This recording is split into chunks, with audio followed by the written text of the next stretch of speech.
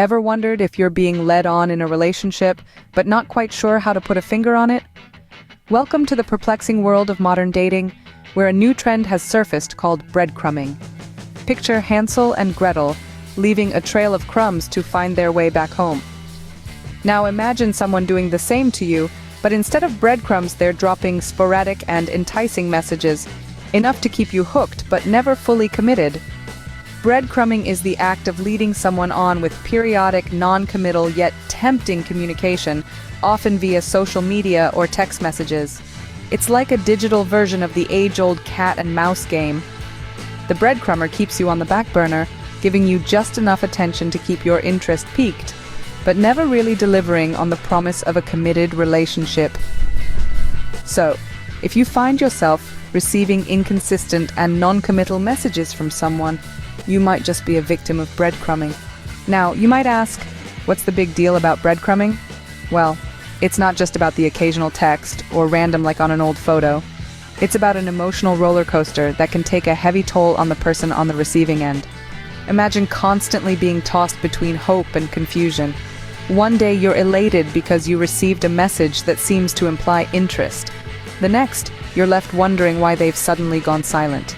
This inconsistent behavior can lead to a whirlwind of emotions, resulting in frustration and self-doubt. You might start questioning your worth or thinking you've done something wrong when, in reality, you're just being breadcrumbed. Moreover, breadcrumbing often creates a false sense of hope. It's like an unsaid promise of a relationship that might never materialize.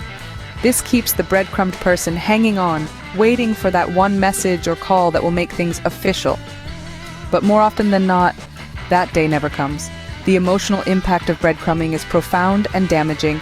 It's like having a wound that never quite heals because just when it starts to get better, it's ripped open again. It's a game of push and pull, where the only winner is the one leaving the breadcrumbs. Breadcrumbing, therefore, is not just about sporadic messages, but about playing with someone's emotions. So, how can one recognize and deal with breadcrumbing? Well, there are a few telltale signs. Inconsistent communication is a big one. If you find that the person you're involved with is hot and cold, sending a flurry of messages one day and then going silent for days or weeks, you may be dealing with breadcrumbing.